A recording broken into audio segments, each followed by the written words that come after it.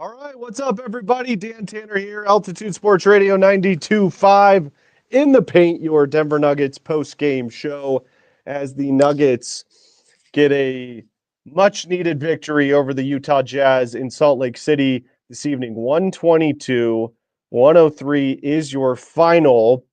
Lots to get into here in the post-game show. We've got Avs and Golden Knights over on 92.5 right now. We'll have Raj and Springer breaking that one down here in about an hour or so once that thing goes final. They're tied up at one goal apiece. I believe the second period just ended in that one. So huge win for the Nuggets tonight. Obviously, there was a lot of question marks surrounding the Nuggets heading into this basketball game, just as far as what happened on Monday night against the New York Knicks at Ball Arena, where the Nuggets got absolutely obliterated by New York. So they needed this win, a big-time bounce-back win for the Nuggets tonight.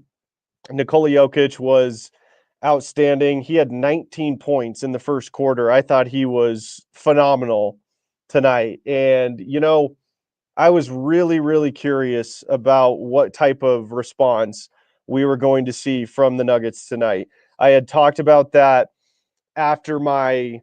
during my post-game show after the Knicks game. I said the thing I'm going to be looking for is how does this team respond? Not only what they do on the court, but what is their body language looking like?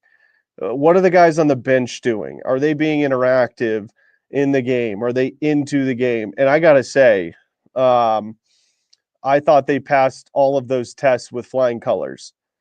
Nikola Jokic was into this basketball game right away. Again, 19 points in the first quarter. He was absolutely dominant. He could have gone for 50 tonight, like no problem. Walker Kessler, bless his heart. He's the only big that can do anything for the Utah Jazz, and Nikola Jokic just could not be stopped tonight. In fact, the Jazz lost to the San Antonio Spurs last night, and Victor Wembanyama went off for 30 points as well. So the Jazz have had a couple of probably the two best centers in the NBA come through their town over the last two nights, and Nikola Jokic was dominant again tonight. Another big point of discussion after the Knicks game was Jamal Murray. And he's been a point of discussion, rightfully so, throughout the year. He has struggled this season. There's no doubt about it. I thought he was much better tonight. He shot 10 of 18 from the field, which is great to see because Jamal has been scoring okay, but it's been really inefficient. So it was good to see Jamal get over that 50% shooting from the field marker tonight. 10 of 18.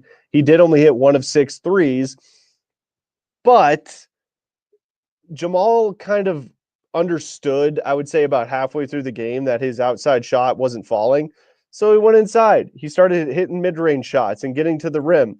So I liked Jamal Murray's offensive decision-making and offensive production tonight for the Nuggets. Now, I will say something I think, come to realize so far this year for the Nuggets. Michael Porter Jr. used to be the Nuggets' biggest liability on the defensive end of the floor. That's no longer the case. Jamal Murray is the Nuggets' biggest liability on the defensive end of the floor. I mean, there's no doubt about it. In fact, Utah actually got out to a pretty hot start in this game. They led after the first quarter 35-34. And then the Nuggets sort of went on a run in the second quarter, and in the third quarter was just absolutely dominant. But they went on the run and started getting a lot of defensive stops when Jamal was out of the game. So that is something that's kind of popping up that's a little bit new this year. Jamal Murray he's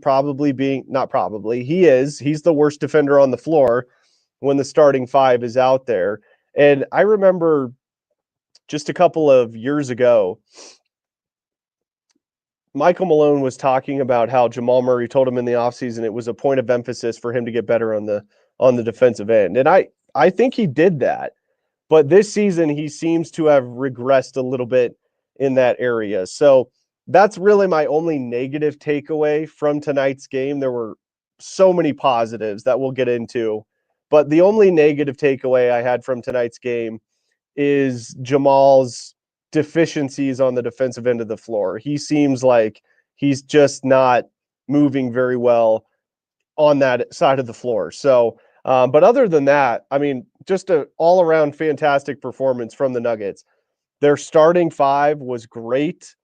Peyton Watson was the only starter who didn't get into double figures. In fact, he missed it by 1 point. He had 9 points, but the balance of scoring tonight I thought was absolutely phenomenal. MPJ 19 points, Joker 30, Jamal 22, and Christian Braun had 18 in 41 minutes for CB tonight. Heavy minutes for Christian Braun, but the balance from the starting unit is something I was talking about after the Knicks game, where these guys have to produce. Michael Porter Jr., he has to produce. Jamal Murray has to produce, and they did that tonight. Christian Braun's been producing all year. He's my non-Jokic MVP for the Nuggets so far this season. Obviously, Nikola Jokic is the best basketball player on the planet, but for non-Jokic Denver Nuggets, Christian Braun is my Nuggets MVP because he has been tremendous on both sides of the ball this year, or both sides of the floor, I should say, this year.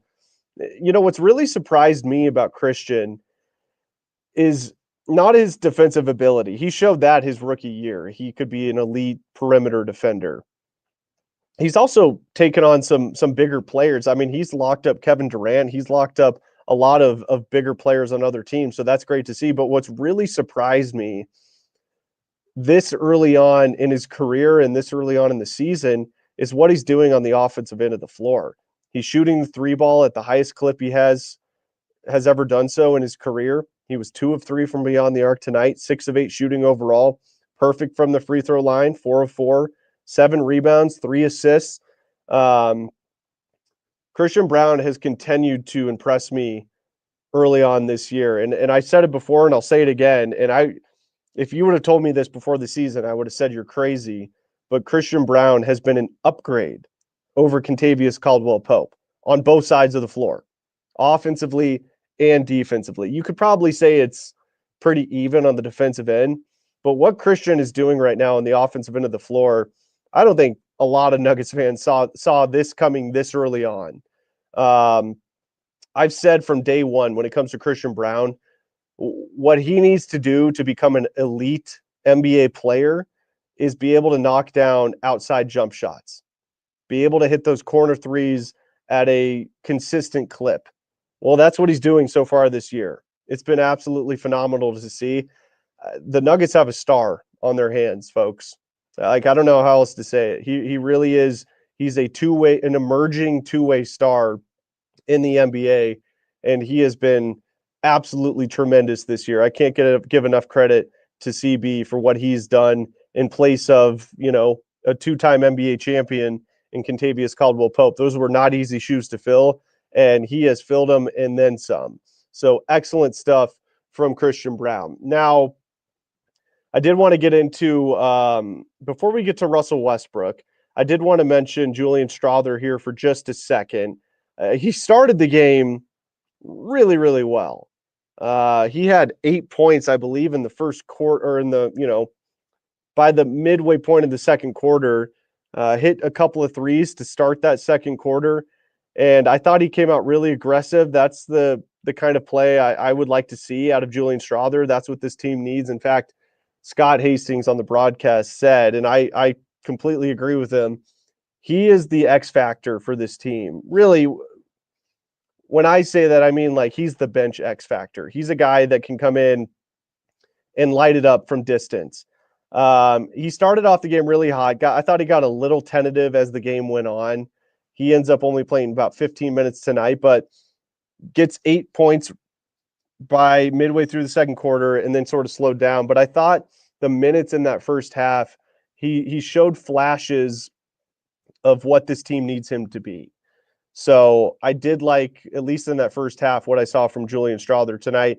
And he's just got to continue to build on that because he's got all the tools. Like, he's an elite shooter. He's getting better with his handles. I don't think his handles are great quite yet. But the good news is when it comes to like handles and stuff like that, that's stuff you can get better at. That's stuff you can work on over the offseason, throughout the season. Guys tend to develop their handles more and more each year as they get further into their professional basketball playing careers. I mean, look at Michael Porter Jr. Is he ever going to have the best handles? I don't think so. But I will say Michael Porter Jr.'s handles have gotten much, much better from year one to now. So that is a positive that I saw tonight as well from Julian Strawther, looking like he's starting to figure it out a little bit. Russell Westbrook, I thought he was great again tonight. He didn't have the offensive production we saw against New York. He had 24 points in that fourth quarter. But the energy that Russell Westbrook brought to the Nuggets tonight, I thought was phenomenal. I mean, they were down 35-34, like I said, at the end of one, came out a little lackluster. They were pretty good offensively in that first quarter, but the defense was struggling. But Russ gets in there, man. I'm telling you all, he is a spark plug for this team. And this team follows him. And Russell Westbrook, you can just tell he energizes his teammates, which was great to see. In fact, Russell Westbrook has a history with the fans there in Utah. Obviously, they've said some horrendous, disgusting things to Russell Westbrook over the years that has been widely reported on, and Russ has gotten into it, rightfully so, with a lot of fans there in Utah. And he got into it with the fans a little bit again tonight. It was late in the third quarter, I believe. Russ goes up. Every time he touched the ball tonight, you could hear the Utah crowd kind of egging him on, especially when he was outside of the three-point line. They were daring him to shoot it.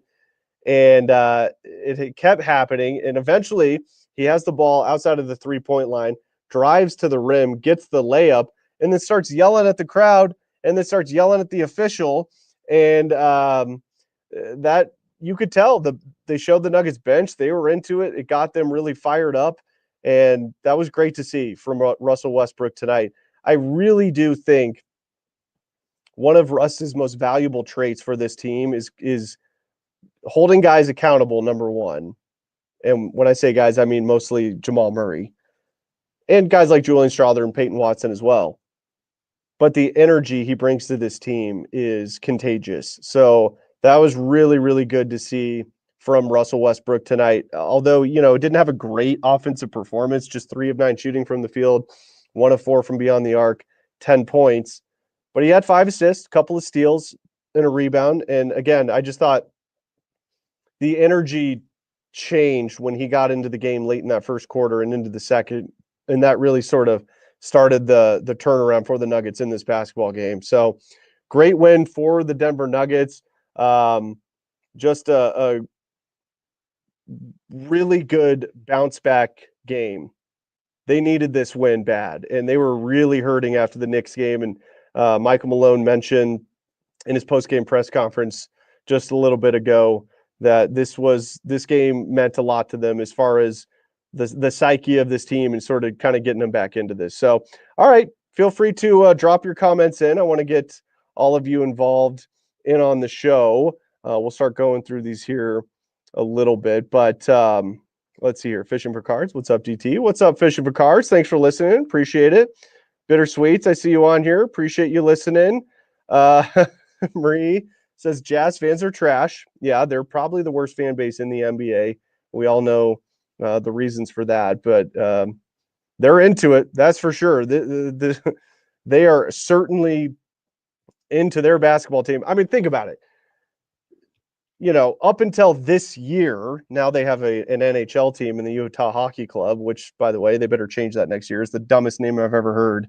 And their sweaters are terrible. So hopefully they can change that. But, for 50 years or however long it's been, this has been Utah's only professional sports team. So they have a very avid fan base there in Utah, and they get into it. And it's not just Russell Westbrook. They've had issues with a lot of players over the years. In fact, our very own Jason Kosmicki has gotten into it with Utah fans there in Salt Lake City. So I don't know if you all know this, but where Kaz broadcasts the games from in Utah, he's like right in the middle of the crowd. I mean, he's like in the middle of it. So the fans near Kaz can hear him calling the game.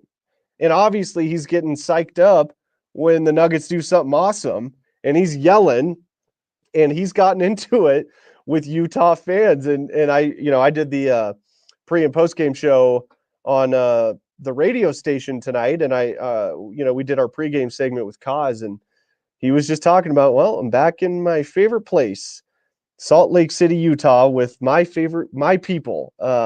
Obviously said in jest, but so they are an interesting fan base, to say the least, there in Utah. But what an excellent win for the Nuggets tonight. They are 10-7 on the year. It's really interesting. The Nuggets have a better road record right now than home record. I mean, how wild is that? We're 17 games into the season. The Nuggets are 5-3 away from Ball Arena, and they're 5-4 at home. So I don't know what that's all about. Like, that is something that I think Coach Malone and the players are struggling to figure out as well, because they've been so dominant in the Jokic era, and even before that at home, so that it's just odd to see this team struggling as much as they are at home. But hey, they went on the road tonight. It's a quick one-day trip, and they get the win, and they improve to 5-3 away from Ball Arena on the season. So, hey, you've got to stack up road wins as much as you can, especially early on in the season, because they are very hard to come by. And this win was also really important for the Nuggets tonight because they've got a tough 3-game stretch coming up. So they're off until Sunday. So they'll have Thursday, Friday, and Saturday, a nice 3-day break off until they play the Clippers in LA on Sunday, December 1st. Then they come home. The NBA schedule is just ridiculous, by the way they schedule these games. But then they come home for one game against the Golden State Warriors, who are tied, I believe, at least last time I checked, for first place in the Western Conference. And then they go to Cleveland. Cleveland actually did lose tonight to the Atlanta Hawks, but Cleveland is 17-2 on the year. Before their loss to the Hawks tonight, they started the season 17-1.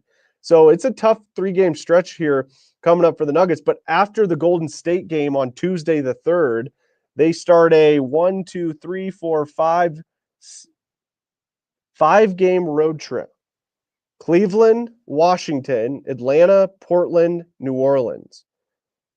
So they won't play. They'll play a home game December 3rd at Ball Arena.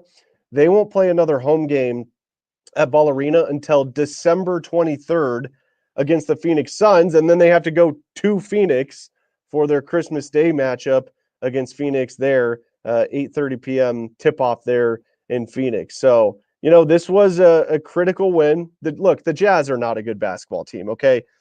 I know the Nuggets have struggled historically over the years in Utah, but this is a really bad Utah Jazz basketball team. Like, this was a must-win tonight for the Nuggets, just not as far as making the playoffs or being championship contenders or anything like that.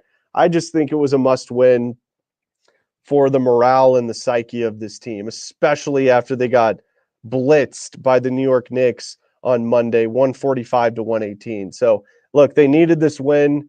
It was really good to see Jamal Murray be more efficient from the field, 10 of 18 shooting tonight. That's a really good sign.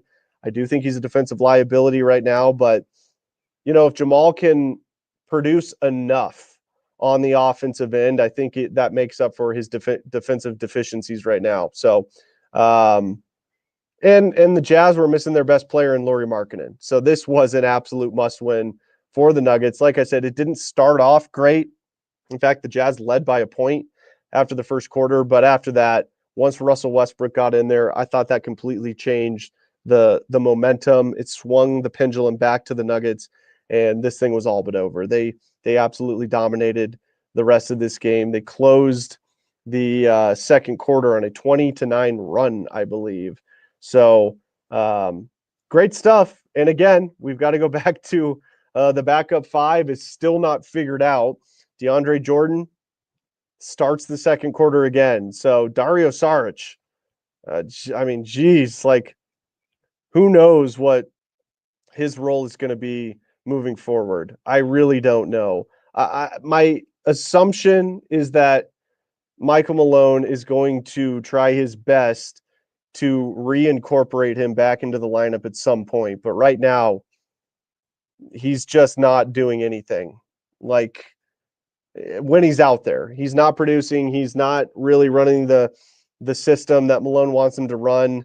And he has not been what the Nuggets had hoped when they signed him over the offseason. So it's going to be really interesting to see what happens there. Marie says, can they release him? I would have to look at his contract details, but they're not paying him a whole lot. So what would probably end up happening is a trade of some sorts involving Dario Saric. But we're way too early on in the season to really, I think, consider that. Like I said, my litmus test for Dario will probably be around Christmas. I think by then the Nuggets need to really figure out what do we got in this guy? Like, is he going to be our answer to come in and back up Nikola Jokic? And they need to get that question answered very quickly, because I hate to say this, but if they don't have at least a somewhat competent backup five to play while Nikola Jokic is on the bench, it's going to be really difficult for this team to win another championship. Because Nikola just they can't keep putting him back in the game with 9 minutes to go in the second quarter or 9 minutes to go in the fourth quarter. That's exactly what ended up happening last year, and you saw the results of Nikola Jokic just playing way too many minutes. And that's why I'm so concerned with the backup five, and that's why I've spent so much time talking about Dario Saric, because I think it is critical for this team to have a backup big that can come in and play effective, productive minutes when Joker's not on the floor. I mean, I'm not asking for a world beater to get in there, but just somebody that can run the offense and doesn't force Michael Malone to put Nikola Jokic back into the game earlier than he wants to in that second quarter and in that fourth quarter when he needs extra rest. So I did find it interesting tonight that Malone did put the starters back out there with like 3 or 4 minutes to go left in the game, because this thing was all but over. But who knows? I mean, they do have 3 days off. Like I said, that could have been part of his reasoning there. And maybe this was just sort of a message to those guys after the blowout loss to the Knicks of like, we're in this thing. You guys are playing. Like, we're going all out tonight. And that's what they did. But I thought they really I thought that second unit in the fourth played well enough to where the starters really, they didn't have to come back in. But I do think in a way that was sort of Michael Malone sending a little bit of a message to his team. So I want to go through some more comments here before we sign off for the night. Some people talking about the Avs. I've actually got it on in the background here. They are tied right now 1-1 with just under 16 minutes to go in the third. Vegas is on the power play, so we'll see if the Avs can kill this thing off. Nichushkin got his first non-empty netter of the season, so great to see there from Big Val. Let's see, Marie. I wish we would never have paid him, to be honest. I think you're talking about Dario Saric there, Marie. Correct me if I'm wrong. It is what it is. I mean, it's too late now. And I've seen Dario Saric play good basketball over the course of his career. Not great basketball, but he's been a competent NBA big. So that's where, like, my thinking comes in of giving him a little bit more time to see exactly how he fits into this roster. Because I have seen Dario Saric be a competent big, but we haven't seen it yet. And again, I've talked about this before, but I think one of the bigger problems right now for Dario, and I think a little bit of this falls on the coaching staff, is it seems like they're trying to run the Jokic offense through Dario Saric, and it's not working. So I want the coaching staff to really look at it and try something different when Dario Saric is the big. Now, it's not that easy because this is the system that the Nuggets run, but he's not capable of running the offense the way Nikola Jokic is. And no, there's no other big in the NBA that's capable of running the offense the way Nikola Jokic does. But, maybe have a little bit more two-man action between their guards and power forwards instead of with Dario. Just try different things. That's something I would like to see if and when Dario Saric gets back into the game. So it'll be really interesting to see. But that's going to do it for the post-game show tonight. Again, make sure to log into Spring and Raj's Avs Vegas Golden Knights post-game show. They'll be popping on here in about 45 minutes or so to break down the Avs and Golden Knights, who are still currently tied at 1 goal apiece there in the third period. But huge win for the Nuggets tonight. Again, as far as the morale and the psyche of this team goes, they get to go in, spend time with their families on Thanksgiving, feeling good about themselves. They get 3 days of rest, and rest is never a bad thing. So fantastic win for the Nuggets tonight. Again, 122-103 is your final. Heading into tonight's game, the Nuggets were in the 8th seed in the West. Oh, they moved up a spot to the 7th spot in the West. I know it's early on, but I'm always tracking the standings, and we'll see if the Nuggets can keep climbing the ladder. Everybody, thank you so much for listening. Have a wonderful Thanksgiving, and I'll be back on Sunday for the Nuggets matchup. Who do we got on Sunday? I just looked at the schedule. The Clippers. They're at LA coming up on Sunday. That's an 8 p.m. tip-off, so we'll probably be on here doing the post-game show around 10:30 or so. So that's going to do it tonight. Again, big win for the Nuggets over the Utah Jazz. They improved to 10-7 on the season. Have a great Thanksgiving and have a great night, everybody.